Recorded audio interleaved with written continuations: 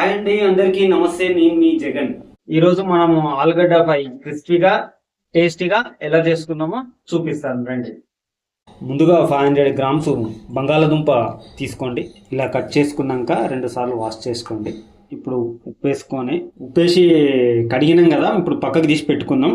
మంచిగా డ్రైగా ఉండాలి. స్టవ్ అంటించుకుందాం. ఇప్పుడు గిన్నె పెట్టుకుందాం. 2 స్పూన్ల ఆయిల్ వేసుకుందాం. ఆయిల్ హీట్ అయినాక బంగాళదుంప వేసుకుందాం. ఇలా కలుపుతూ చేస్తూ క్రిస్పీగా అయ్యేంత వరకు వేయించుకుందాము. క్రిస్పీగా అయ్యేంత వరకు మీరు లో ఫ్లేమ్లో పెట్టుకొని ఫ్రై చేసుకుంటూ ఉండండి. స్టవ్ ఆఫ్ చేసుకొని పక్కకు పెట్టేసుకుందాం.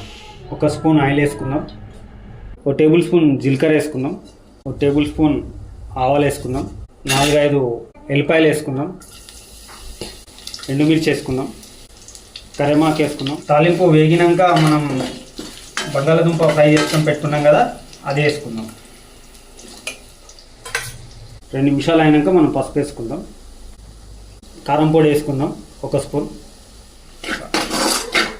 ఇప్పుడు ఉప్పు వేసుకుందాం. మిరియాల పొడి వేసుకుందాం. జీలకర్ర వేసుకుందాం. ధనియాల పొడి వేసుకుందాం.